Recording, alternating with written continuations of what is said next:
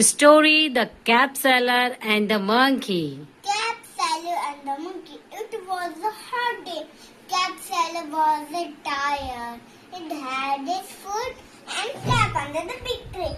There were many monkeys on that tree. It came down, opened its bundle and took the cap and put it on the head. Cap Seller was got up. He saw the monkeys with the cap on the head. He shouted it, but they were higher on the tree. The Cap Seller knew